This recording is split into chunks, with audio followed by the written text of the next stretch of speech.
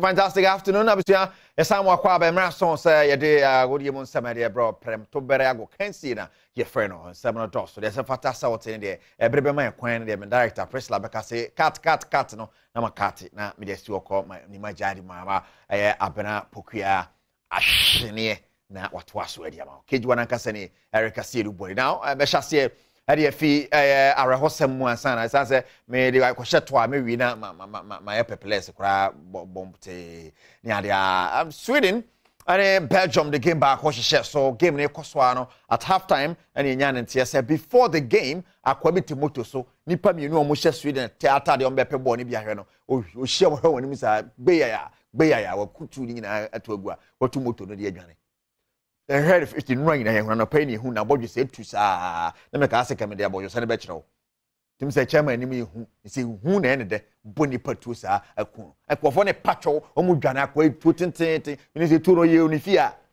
a boy ji timama kuni pago ti omu hu say asi no say ye mom lockdown stadium hop for some hours team no so call half time no mo call no second half no mo so mo bo ni bi ya kuni pa ni pa ewu se hwe ne se yakuni pass me boboro nti o ma me bo second half no game no ya abandon no to we need the course so enra na very very sad pa anya sem keto akrant no nese nsem so esi at Brussels na sa aye esem no edi esi and of course Jacob the Gypsy King Tyson Fury ya ne statue ya chairman statue na statue no ba beto dwa no ana man for so omonkonkwaje musika obi a o ma ye statue ma ojafo no konkwaje musika statue no say statue na said the more statue de mori bia that's a nyefe we da saka Ghana for bibiri ho mbetima dem yan sa so mama na tare ne kura so atia twon kakra bi akwa na oya de no they are believing say as on Gypsy King no problem na say obi tan o